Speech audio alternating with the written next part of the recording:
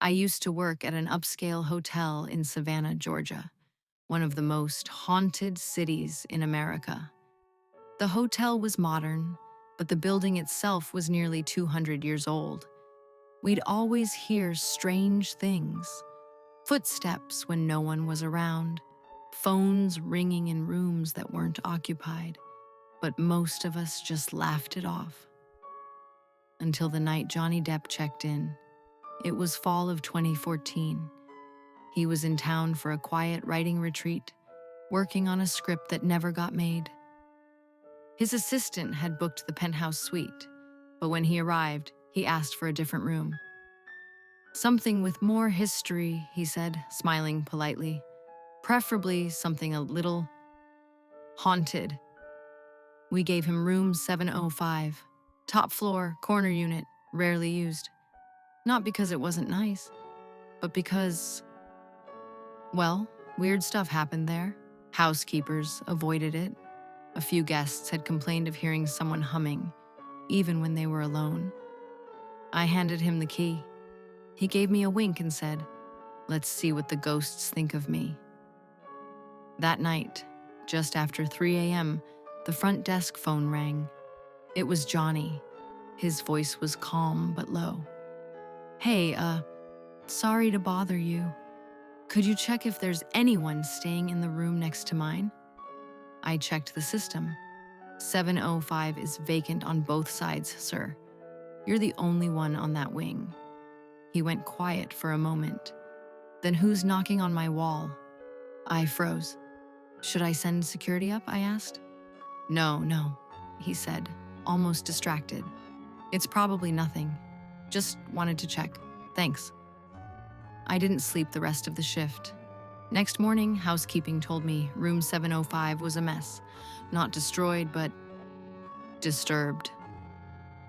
The desk chair was knocked over. The TV was on, stuck on static. The bathroom mirror had a handprint on the inside, as if someone had pressed their hand into it from within. And Johnny?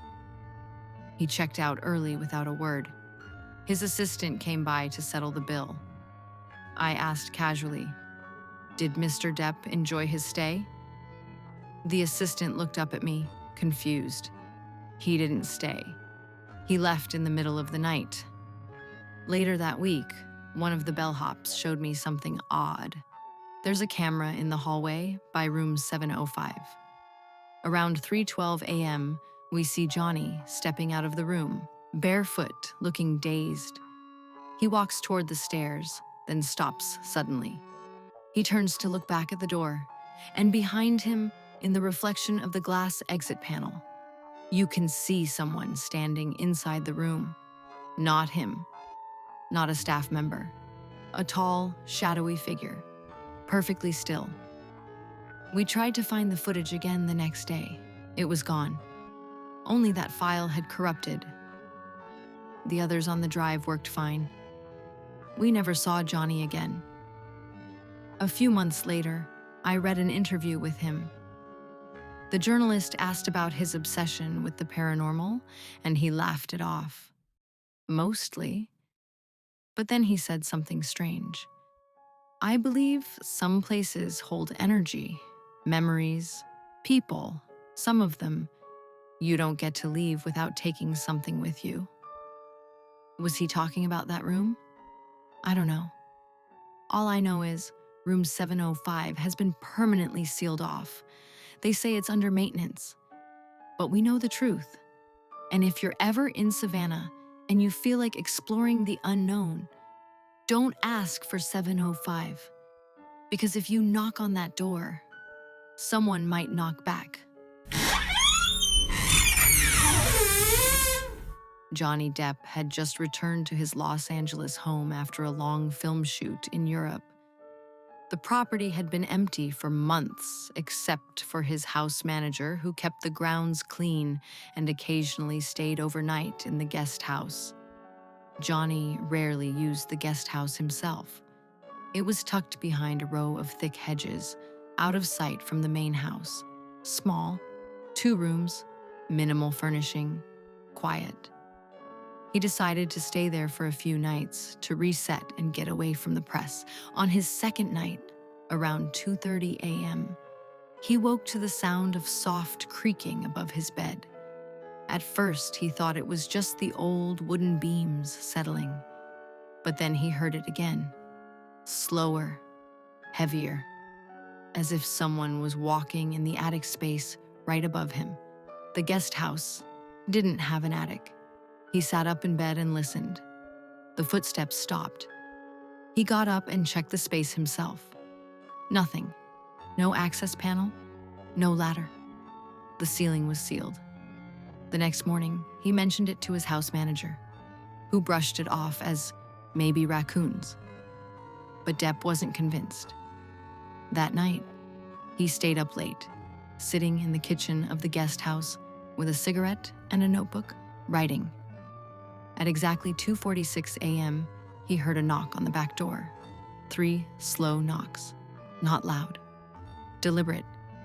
He stood still, listened, waited, then walked slowly to the door and pulled it open. No one was there, but there were wet footprints on the cement step, barefoot, leading away into the hedges. He checked the entire property the next morning. Security cameras were installed on the main house, but not around the guest house. Nothing unusual was recorded. He stayed up the next few nights with lights on. Nothing happened until the 5th night. Around 3:10 a.m., he woke to find the small TV in the guest house on, even though he hadn't touched it. It was showing static. The remote was still on the dresser across the room. As he got up to turn it off, he noticed something in the reflection of the screen. Behind him, in the window, a face, pale, thin, eyes wide open, unblinking, watching him. He spun around. No one was there, but the glass had a smear on it, like someone had pressed their forehead and nose to it. He didn't sleep after that. The next morning, he packed his things and went back to the main house. He called a contractor to replace the guest house locks and install motion sensors. The contractor found something strange in the walls. Behind a panel near the bedroom, a small, hollow crawl space, hidden. Inside it, folded into the corner, was an old photo of a woman, black and white, her hair in tight curls, blank expression. On the back, in faded pencil, was a single word: wait. Depp didn't go back to the guest house after that. It's still there, unused, locked up. No furniture, lights off. Sometimes the staff says they hear the TV come on around 3 a.m., but no one goes to check. Not anymore. It was late 2016, and Johnny Depp had checked into a historic hotel in Savannah, Georgia, while scouting locations for an upcoming independent project. He chose the hotel himself, one of those restored colonial-era places with antique furniture, brass keyholes, and floors that creaked when you breathed wrong. It had charm, character, and according to the staff, a bit of old Southern energy. He asked for the quietest room they had. They gave him room 313. The staff hesitated when handing over the key. The woman at the desk gave a polite smile, but didn't quite make eye contact. She said, "Not many guests ask for that one." Depp didn't ask what she meant. He was tired and just wanted sleep. The room was small, oddly shaped, with a triangular ceiling that sloped in one corner. The wallpaper had water stains, and the only window was painted shut. Still, it felt private. No neighbors, no noise, just what he needed. He slept fine the first night. The second night, things changed. Around 2 a.m., he was jolted awake by the sound of metal scraping. It was coming from inside the wall, directly behind the headboard. Not fast, not random. It was slow and steady, like someone dragging a key across a surface. He pressed his ear to the wall. The sound stopped. Then, clear as day, he heard it. 3 knocks. Not from the hallway, from inside the wall. He stayed frozen for a long time, listening. No more sounds, no whispers, just silence. The next morning, he asked the front desk if there was a service room or piping behind 313. They said no. In fact, room 313 backed up to a sealed brick wall. The hotel had been built that way due to some old architectural oddity. That night, he didn't sleep.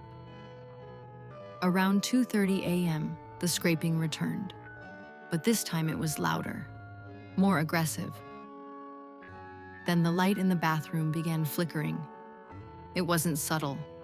It stuttered like a dying strobe light, casting distorted shadows across the floor.